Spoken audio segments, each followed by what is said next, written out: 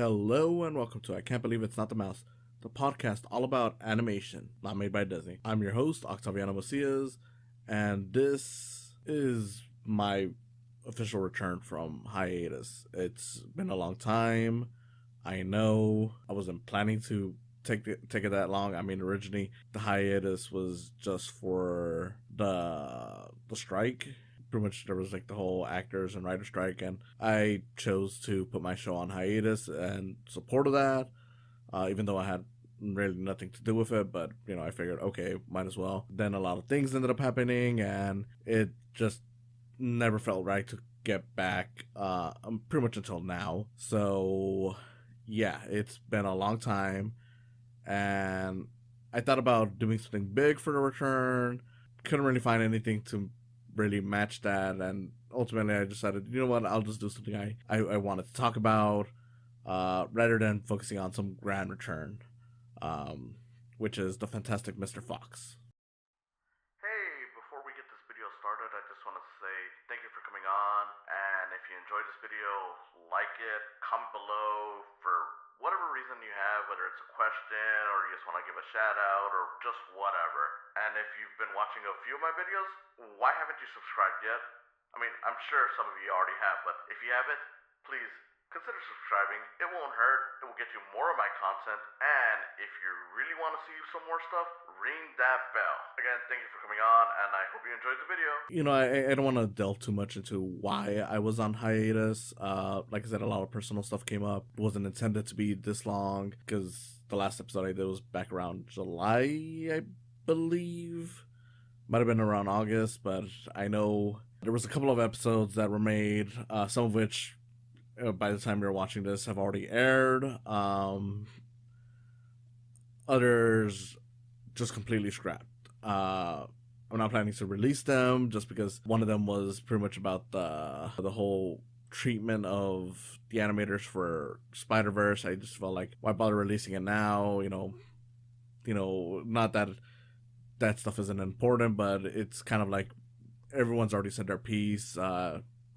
What can I add to it from an old video that isn't going to be relevant anymore? The other one was me doing pretty much a review of sorts of the Smiling Friends.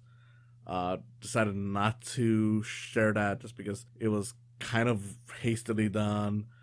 It was one of those where it's like, okay, I just have to get something done right away, and I will occasionally do that. I'm gonna try to do it, much better than just me rambling on with nothing to it. I do want to deliver some quality to you guys, but I'm not exactly interested in just throwing anything out, and that's pretty much why I decided to hold off on showing that one. But yeah, that's pretty much all it is.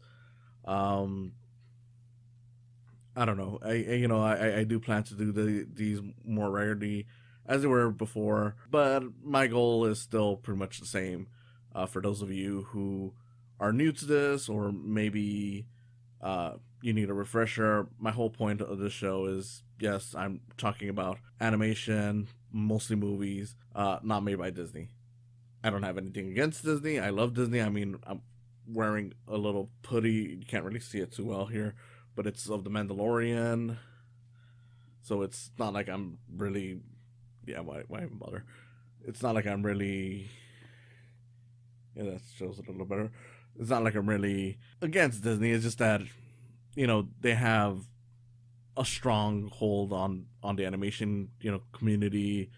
Everyone knows Disney movies, even like the obscure ones, are pretty much generally more known than an average non-Disney animated film. So I figured, why not highlight the stuff that's not from them? I will highlight popular stuff every now and then, just because of course you need some of that to get some people's interest. But my goal is, of course, to focus on the stuff that doesn't get enough love. So yeah, Disney's pretty much out of the topic. I may do some special episodes every now and then that focus on some Disney stuff, but on the whole, it's not really the focus of this podcast. Kind of a side note, just because I'm seeing it right now. But if you need proof that I like Disney stuff, I even have the Star popcorn bucket from Wish a movie that I really hated. But yeah, with all that out of the way, so the episode today is me talking about Fantastic Mr. Fox, the Wes Anderson animated film that was nominated for Best Animated Film for 2009.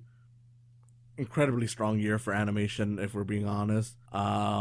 Based on a Roald Dahl book about a fox that essentially starts a war or a feud, if you want to go with that, against three farmers, Bogus, Bunce, and Bean, who end up essentially screwing over all the animals in the area because they end up driving all the animals nearby them down into the ground, into the sewers, all because they're mad at Fox for essentially stealing their stuff. And it's just Fox, pretty much, the Fantastic Mr. Fox, essentially bringing these people more and more trouble. So he's kind of an asshole in that regard. But yeah, that's pretty much the general plot. It's pretty simple, pretty straightforward. It's a lot of fun though, and you know, up front, I kind of always forget that this is based on a Roald Dahl book. Not that I want to say that it's different from the book, because I've never really read the book, and from the summaries I've read, it's like, okay, so it kind of gets it. I don't know how much of it is different beyond just, making a movie length and giving it that Wes Anderson style of like dialogue and whatnot. But it's definitely like, just taking the idea of the story. It doesn't sound like something that you would commonly find in a Roald Dahl book, at least like the stuff that I'm familiar with, which is Charlie and the Chocolate Factory, Witches, Matilda, all that stuff. Like the only thing that really makes it feel like a Roald Dahl, kind of story is just the fact that you have the three farmers who are these old mean men. One's fat, one's very thin, and one's short. Like that kind of stuff. It's like, okay, that's kind of reminiscent of the kind of stuff that you see in Roald Dahl books, where you have like the rude people who are, let's be honest here, drawn very ugly, and as we've come to learn, are pretty much anti-Semitic caricatures. Oftentimes, sorry for the dog barking. Oftentimes, it's just that it's like they're caricatures and whatnot, and that's kind of where it's the most reminiscent of a Roald Dahl story. But other than that, I'm like, I don't know. It doesn't really come off to me like as what I would expect from him.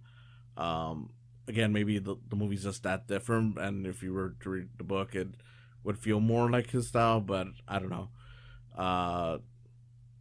It definitely feels like a Wes Anderson movie. A lot of people have pretty much turned it into a joke and kind of mocked him for it, for his very specific style when it comes to the way he chooses to direct scenes, the way he, creates the sets, the colors, the dialogue, and all that stuff. I don't have a problem with it. I love any Wes Anderson stuff. Give me a Wes Anderson movie every 2 or 3 years, and I'm in. I mean, in all honesty, this was actually the first one that I had ever seen. I remember watching it back in like 2009, maybe 2010. I know definitely before the Oscars came up, I remember thinking this was the real best choice, even though it went to Up, and Up was the one that was also nominated for Best Picture. I was like, nah, I think this one's a little better. I mean, no disrespect to Up, but this one's a much better story, much better cast. But whatever. The Academy loves Pixar. But yeah, generally speaking, it's very good. It's a very good movie. You have George Clooney in the main role of the Fantastic Mr. Fox, who, like I said, he pretty much messes around with these farmers, and essentially what the whole movie comes down to is that it pretty much starts off where you see Fox with his wife, just as they're about to become parents. It skips 2 years later. You got eventually their nephew comes in to live with them alongside their son. Fox is pretty much tired of this cozy, normal lifestyle, so he decides to go back to his old ways once he moves up to this nice area which again just screws everyone over. And that's kind of like the consistent thing about the movie is that he's constantly screwing people over, just trying to live out his, you know, his youth, so to speak. It's pretty much like a midlife crisis, because he's pretty much even acknowledging like, look, I'm already this many years old. Uh, my father died, you know, pretty much 2 human years afterwards, which is one of the fun things about the movie is that the movie often showcases like, okay, this is how long it's been, but for animals, this is how it would be. So it'd be like, oh, this is 1 human hour later, but for them, it's like, you know, days. That kind of stuff is neat, and I do genuinely like how the movie presents itself because it's like, okay, you know, to the humans, the animals are pretty much the way the, you know, like the animals normally act, but they do acknowledge that they, you know, dress up in clothing, that they have their own society and whatnot. So it's kind of like, it's kind of messed up that they're even treating them so badly, but it, you know, that adds to the charm of the whole story. It's just an all around pleasant time of just this loser, or at least guy who has seen better days, struggling to deal with, you know, a mundane life. So now he's trying to reclaim his former glory and inadvertently ends up screwing over everyone, um, or not, because of course as the movie goes along, he constantly finds ways to outsmart the farmers, and it always ends up going on their side, even if they're in a bad situation, which of course is funny.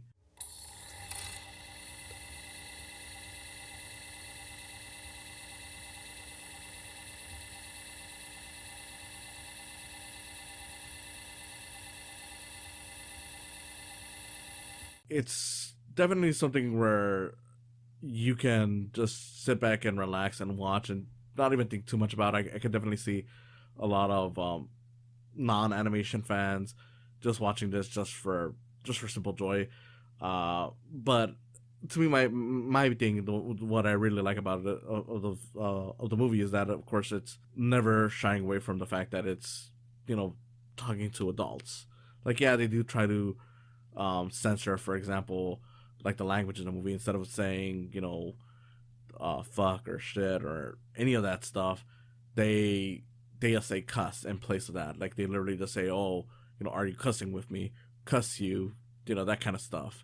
Uh, and you'd think it would get annoying, but it's always fine. Like you never get bothered by it. At least I never did. I always thought it was kind of funny how they went about these things. And it's something where it's like, yeah, you can watch with your kids, but if you're an adult just looking to watch a nice movie about a guy, you know, maybe just going through similar things as you were, it's like, okay, adulthood's not fun. Um, Again, it is a fun time for that. Um, if you watch it with your kids, you'll probably get more out of it than they will, just because I feel a lot of the dialogue, you know, feels more to adults than the kids, even if they're not actually swearing. Uh, but I could still see some kids liking it. I mean, when I saw this, I was about, you know, 15, 16. So, you know, it's not like I was that old yet when I saw it. I was definitely older than, you know, a kid, but you know, I was definitely into it. And of course, the animation itself is fun to watch. It's a stop motion feature, but you do get some like, I don't want to say hand drawn animation in there, but like some of the effects are pretty much done like where it's like, okay, that's like a drawing of a water dropage, something like that. You get that kind of stuff in this. It's of course very much a Wes Anderson movie. Like, if you've never seen a Wes Anderson movie, you'll definitely know what one is like after watching this one.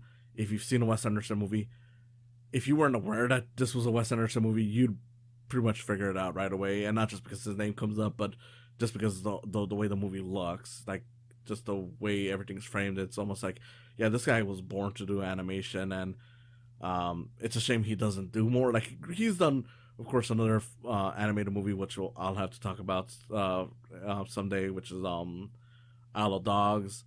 Um, and of course, there's been some animated segments and other stuff like in uh, the French Dispatch.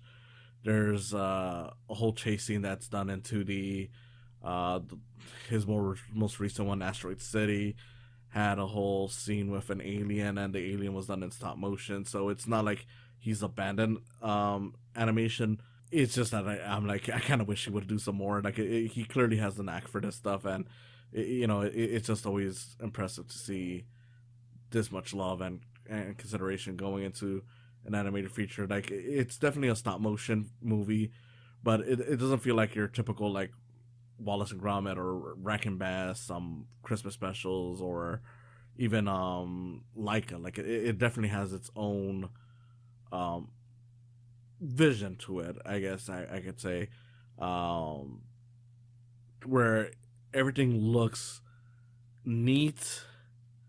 You can see the effort, you can see, the budget is on there, but there's also kind of a cheap, I don't know if that's the right word, and that's probably insulting, but it also feels kind of like a cheap animated feature, like in terms of like some of the movement is kind of stiff at times, and it's pretty much intentional. So it's not like it's um, something where it's showing like, oh well, they didn't have the budget to properly animate this one bit, but there's definitely times where it looks more stiff than it normally is. So in that regard, I would imagine it's probably you know an intentional thing, but uh, I don't know. It's weird to describe without actually just showing you how it looks. Like you got the forest creatures, who of course are all very fuzzy, and as a result, you can see that there's constant movement with a lot of their fur whenever they're being animated. Where it's like it's kind of, I don't want to say going all over the place, but you can see that it's definitely being touched as these characters are moving. Uh, the human characters are more. I I want to say detailed, but I don't know if that's also the right word in that scenario. Uh, but you can see how extremely ugly they are as people. They're very unpleasant to look at, but intentionally. It's not like in a way where it's like, oh, this is an ugly character, and I just don't want to see them. It's like, okay, this is a character that the filmmakers essentially already knew. Like, okay, this is gonna be a character that's not meant to look pleasant because they're not pleasant. Uh, so as a result, they're not pleasant to look at. Um, I don't know. Your mileage may vary on that. I know a few people who have found the animation in this to be ugly, especially once you get to like Isle of Dogs. Again, I'll talk about that one on another day. But I just find it charming and pleasant to look at. It's definitely different from like your Aardmans, but that there's nothing wrong with that. I enjoy a different style. I enjoy seeing the effort being put in from people who clearly have a care for this, and they do. You can see that this was not something where it's like, oh, a filmmaker just decided to make some easy money because they were taking an adaptation from a fairly well known author and just making it into a movie to make money. No, it's not that. You can see they animated animated it with passion, and the story being told was done really well. Again, I'm not sure how accurate it is to the book. As far as I know, it doesn't seem like it does anything that's too wrong with it. Like the ending with the farmers, essentially just deciding to forever wait for Fox and the other animals to reappear. It's pretty much from the book, even if it's done differently. Because I believe in that version it was like they were waiting by the tree, whereas this one they're waiting by the sewer where they were most recently trapped in. Um, but yeah, I don't know. I really don't know whether or not it's too different. And regardless of it, it's a really good movie, anyways. I mean, as far as I know, I've never heard anyone say that it's bad as an adaptation or anything like that, and it really isn't. By the sound of it, but there are people like that. Yeah, I don't know what to say. It's just a really fun movie. The animation's nice. The writing's incredible. I like the characters. You got, like I said, the fantastic Mr. Fox himself, who's always getting into problems, but he kind of eventually figures out how to do stuff. The wife, who's kind of aware of all of his BS, but is still willing to stand by him. His weird son, who is desperate to be an athlete and live up to like the standards of the father, even though everyone tells him like, well, you're not. The nephew, who's like this shy boy who is pretty much like the perfect child. Like, he's like, polite, he knows karate, he, you know, is very agile, everything. And then you got just all the assortment of different animals that are there with them. You got probably the funniest one is Kylie, who is this opossum that um I don't know if he essentially is their stay-in butler. I kind of forget if they mentioned, because I know he basically started off working on in the house the Fantastic Mr. Fox originally buys, and he just goes along with anything that Fox does. Um, but that's a funny character. Bill Murray appears as this badger who pretty much sells him the house. He gets a lot of great moments. And then, of course, you got the villains, who are a ton of fun. They have a song, like pretty much they have a whole song that kids have sang about the villains, Bogus Bunsen Bean, which is both really catchy and kind of creepy. And they do use it in great effect towards the climax, where they're like, doing the whole face off with them. It's really great stuff. And again, the animation is just really nice. Like they do play around with it a lot. Like there's a lot of fun angles that they use. One in particular that I really like was at one point towards the end of the movie, when they're doing like a rescue mission. Fox essentially has to distract this beagle with rabies, and they do a lot of POV shots from him holding the squeaky toy to the dog chasing him. And that whole thing just looks a lot of fun, and you could pretty much see just again like how much effort was put into creating this movie. Uh, it never looks flat. Even if sometimes the movement is a little stiff, which gives it a kind of a cheap look to it. Again, that may be the wrong word to use. I think it never really looks like it was made on on the cheap. Like it never really looks like they didn't think of putting any kind of effort into what they were doing, which again I just always appreciate. Just an incredible movie, and honestly, if you haven't watched it, go watch it. It's pretty widely available. I don't know if they still have it on Disney Plus, because I know it was on there for a while since Disney bought off the rights from Fox, or bought Fox, and they now own whatever, you get what I'm saying. But even then, it's a pretty easy movie to find. I mean, Criterion has it. It's available to purchase on streaming. I would recommend going physical, but whatever you have to do to watch it, it's definitely well worth it. Like I said, way back when this whole thing started, I actually prefer it over Up, that year's winner for Best Animated Film. No disrespect to Up, I get it, but if it were me, I would have put that as the winner, and I would have even nominated it for Best Picture. On the whole, wonderful time. It is definitely a joke now to say like, oh, Wes Anderson movies are pretty much all the same and whatnot. Again, if you're an actual fan, I think that's overblown, and there is a lot of charm in each of his individual films. But this is definitely one of the higher ones. That may be just because it was the first one I saw, and I that's the one that I got introduced to. But for the most part, really fun movie. I can't really find any reason to not recommend it. So yeah, go watch it if you haven't.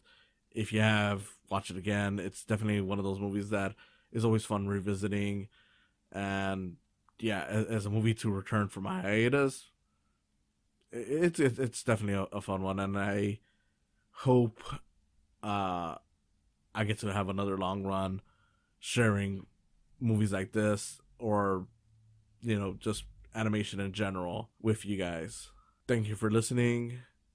This has been Octaviano Macias, host of I Can't Believe It's Not the Mouse. See you later.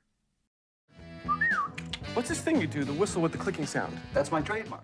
Thank you for coming on today. If you enjoyed this, please consider subscribing to my YouTube channel where you'll see video versions of these podcasts. And if you just want to listen to them, there's always the option of just following the podcast on their various sites, whether it's Spotify, Podbean, or Apple Podcasts. Whatever you choose, I hope you continue enjoying these. And if you want to support me even further than that, there's always the option of Patreon. In any case, again, thank you for listening, and I hope you have a wonderful day.